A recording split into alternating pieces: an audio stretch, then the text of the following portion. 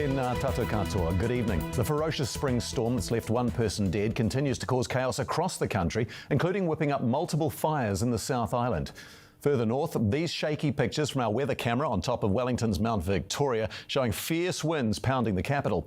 A falling branch killing a man near the road to the lookout on the mountain.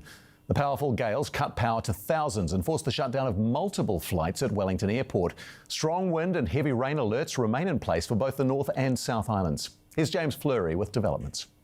A cordon in place on the walking trail where a man was hit by a falling branch. He later died in hospital. The wild winds forcing the City Council to close parks and reserves. The green spaces, we've been having quite a few calls all around the city, for trees looking like they're coming down, etc., and branches coming off. But even central Wellington was dangerous for pedestrians. Buildings have been pummeled, trucks overturned, the wind also toppling trees and sending sheds and portaloos flying. Flights were grounded at Wellington Airport for much of the day. Well, I can't control the weather, so I have to be here. I have to get to Auckland. No choice. This family trying to get to their island holiday. We were trying to get up to Auckland, but unfortunately our flight was cancelled, so we're just waiting to hear when we can jump on our next flight and then hopefully get to Raro, but it depends on the weather. In the Wairarapa, 10,000 homes still without power.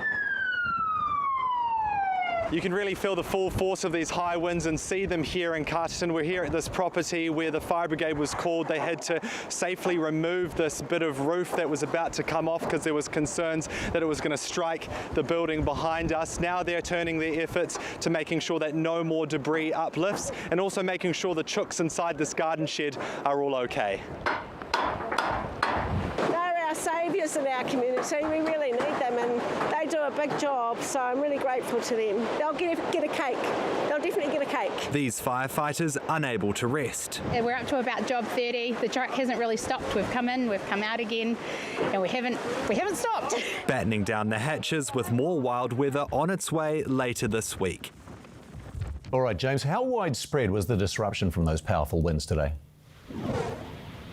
Good evening, Simon. Well, it's definitely eased here at Mount Victoria, but we're still experiencing around 80 km/h winds at the moment. But that disruption further north in Wairarapa was pretty widespread. It led to the closure of schools across the region, and this was due to several reasons. One of them being because school buses were unable to safely transport students to and from their homes to school because of being high-sided vehicles, as well as power being out across the region too. At schools, they were unable to provide essential services like heating, lighting and communications with whānau. Now there's thousands of homes without power across Wellington and Wairarapa still.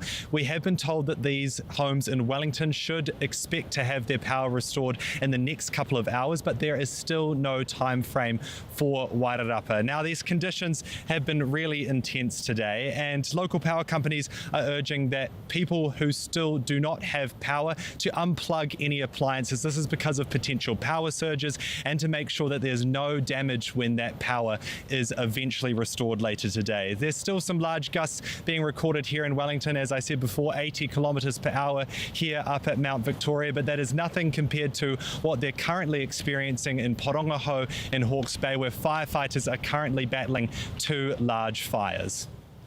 Kia ora, James. Thank you for that update. Across Cook Strait in the South Island, strong winds are right now whipping up fires in and around Kaikoura, prompting evacuations.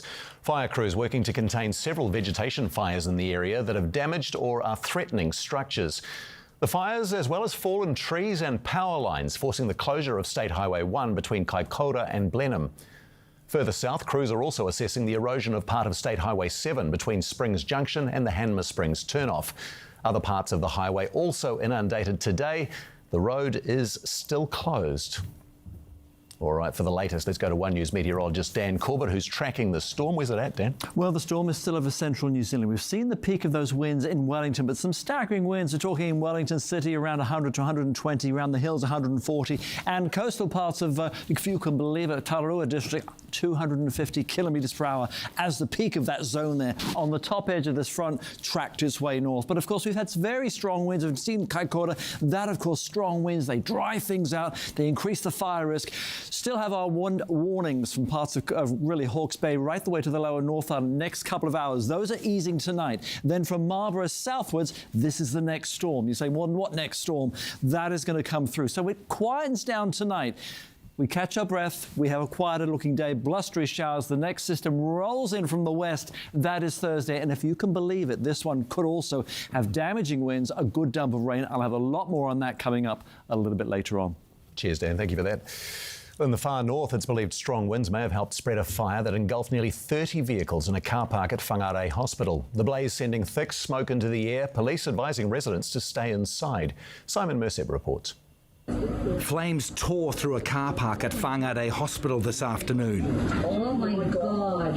One bystander told us he saw it from the start. Yeah, I pretty much seen a small fire and it gradually just got massive and then just explosions everywhere. It was nuts. Several people reported hearing those explosions. Almost just like cannon fire in a sense. It was just one after the other, just boom, boom, boom. The blaze captured plenty of attention on social media. Oh, look at them all. But I saw the first couple and then it just has gone. And why the hell would that happen? That's like more cars now. Oh. Smoke could be seen across the city and people were advised to stay inside. It was very pungent, that burning rubber smell. The fire service says 28 vehicles were caught up in the blaze. Hospital staff are grateful for their quick work. I think if it wasn't for their really rapid response and the number of crews that they sent to the hospital, it could have been much worse.